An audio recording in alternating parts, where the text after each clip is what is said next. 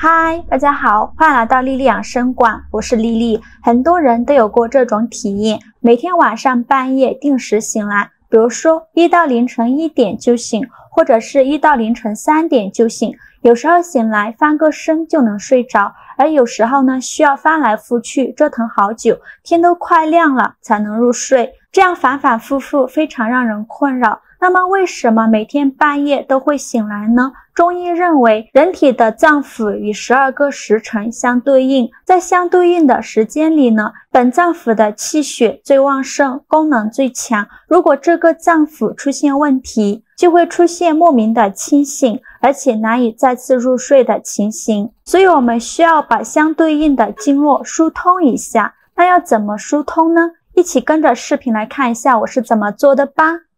凌晨的1点到3点醒来是肝经不通，这类人平常脾气大，容易发怒，非常的烦躁。那在晚上睡觉的时候呢，入睡很困难，而且呢多梦，半夜凌晨1点到3点醒来之后很难入睡。我们要疏通肝经上的2个淤堵的地方，一个是阴包穴，一个是太冲穴。来找一下位置。阴包在我们大腿内侧，我们知道肝经是大腿内侧的正中线。那这个时候呢，我们找到你膝盖骨上缘，往上量大约1个掌的位置5横指就是4寸。那么在大腿内侧的正中线上，这个地方就是阴包的位置了。其实它是在2条肌肉中间的这个缝隙处，大家可能不太好找。那怎么办呢？我们就沿着大腿内侧正中线然后来按揉一下，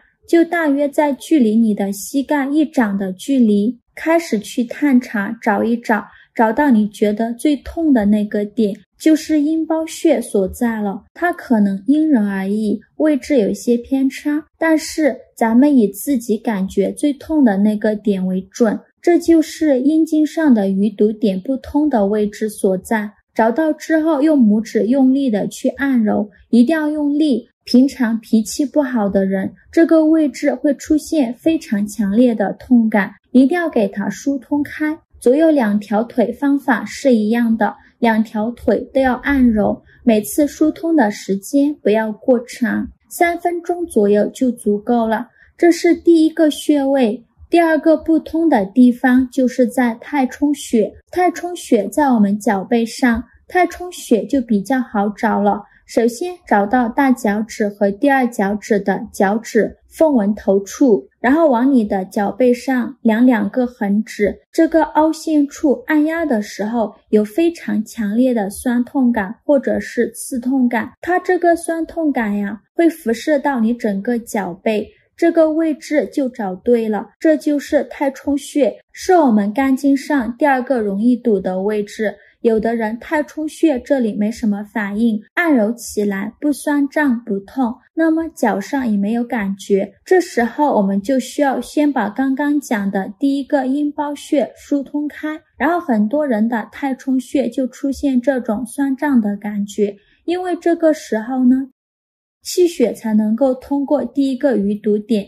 走到你的太冲穴上，左右2只脚都要按揉，去疏通阴包和太冲穴，疏通4到5天，痛感就会逐渐减轻了。这个时候你的睡眠状况也会好很多，凌晨3到5点早醒。这个也是肺经的问题，也就是肺的功能最强的时候，因此呢，肺火太旺，肺气不足，肺热等等的人呢，醒来之后很难再次入睡了。那么肺不好的人群，我们要多疏通咱们的肺经。肺经上有2个特别容易淤堵的位置，一个是孔最穴，一个是遗际穴。我们先来找孔最穴的位置，找到孔最穴的位置，我们需要先确定2个点，一个叫做池泽，一个叫做太渊。我们握拳屈肘，那这个时候呢，你的肘窝处会摸到这里有条非常硬的大筋，在大筋的绕侧就是大筋靠近大拇指的这一侧大筋的桡侧这个位置就是池穴了。之后我们来找太渊，太渊在你的手腕处，你的腕横纹这里有脉搏跳动的地方，这个位置叫做太渊。之后咱们把这2条线给它连接起来，那么这条线其实就是我们肺经循行的大致路线。咱们再来找孔最穴的位置，孔最在这条线的中间点，然后我们再向上量一个横直偏上一点点，这个位置，这就是孔最穴的位置了。其实还有一个更简单的确定方法，咱们就沿着你画的这条线去敲打，从上往下敲，一直敲到你的手腕处，来回的敲一敲。这时候你会发现，在这条线上有一个特别痛的点，就是你敲起来呀，它比周围都要痛，而且这个痛呢，是有一些放射性的刺痛感。这个位置就是孔最穴的位置了，而且也是你肺经上最堵的地方。如果出现了痛点，一定要给它揉开。在这个位置呢，你可以把你的指关节曲起来敲打，连续敲打5到10分钟，或者是用拇指去按揉5到10分钟，然后再换另外一条手臂，同样的方法找到痛点，疏通这个痛点。经过一段时间反复的按摩疏通之后，穴位的痛感就会减轻，甚至是不痛了。那你同时就会发现自己夜间忽然醒来的这种症状有所减轻。第2个点叫做鱼际穴，鱼际穴在手掌上，这里有一个地方叫做大鱼际。大鱼际指的是我们拇指下方这一块凸起的这一个地方叫做大鱼际。那么鱼际穴在哪儿呢？我们可以摸到拇指下方这个掌骨关节，在这个掌骨关节的中间点上，这个位置呢就是鱼际穴的位置了。那么鱼际穴我们在按揉的时候，拇指要靠向你这个掌骨来发力。经常咳嗽，这个呼吸系统不太好，甚至是半夜经常醒来的人，按揉起来这个位置会非常的酸痛，2只手都要按揉。有的人呢，刚开始按揉的时候没什么感觉，但是当他把孔最穴疏通之后，